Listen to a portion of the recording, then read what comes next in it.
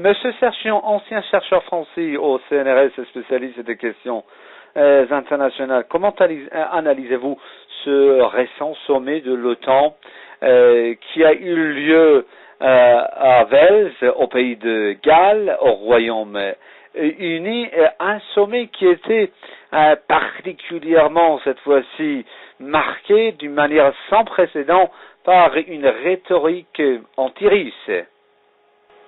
Oui, alors, écoutez, ça, je trouve que ça aussi, c'est une situation dangereuse parce que personne aujourd'hui ne rêverait d'attaquer la Russie, mais enfin, on a quand même l'impression que les Occidentaux se dirigent peu à peu vers une situation où ils pourraient menacer d'attaquer la Russie, ce qui me paraît franchement complètement absurde et extraordinairement dangereux, parce que les Russes sont pas des gens à se laisser bombarder comme ça. Donc je crois que c'est toujours la même faction d'extrême droite de la politique américaine et européenne qui cherche toujours à provoquer des incidents et des menaces sur la Russie qui n'ont aucune chance de changer la politique russe. Donc je pense que c'est une situation qui devient de plus en plus dangereuse. Monsieur Thion, peut-on dire que les Américains, s'agissant par exemple de l'OTAN, où il y avait ceux qui disaient que l'OTAN a cessé son existence, en fait a cessé sa raison d'être, sa raison d'existence. Alors peut-on dire que les Américains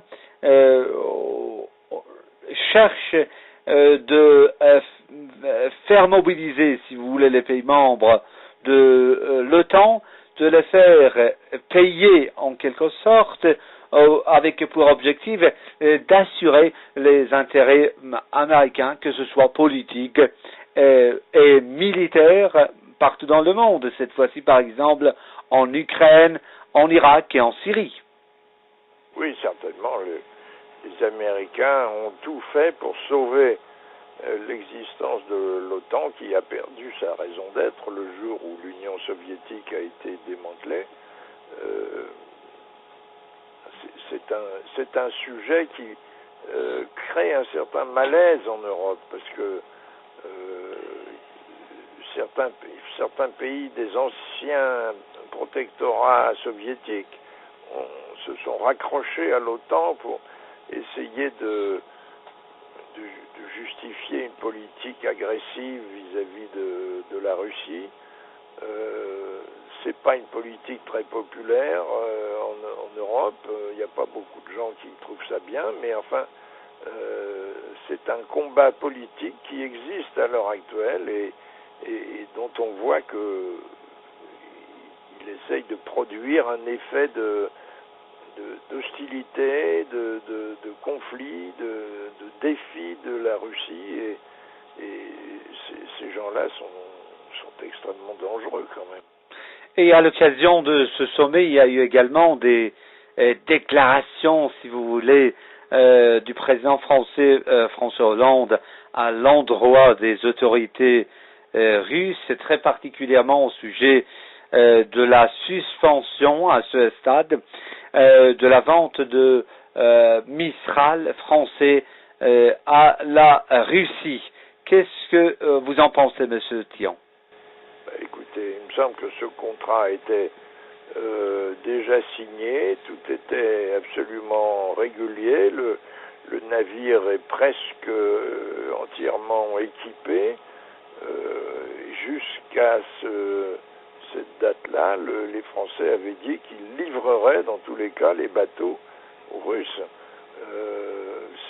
Ça rapporte beaucoup d'argent, hein. C'est 1 milliard d'euros ou quelque chose comme ça. Donc le changement de Hollande est un des multiples exemples du fait que c'est un homme absolument mou et incapable de se fixer sur une décision il avait dit jusqu'à ce sommet de l'OTAN que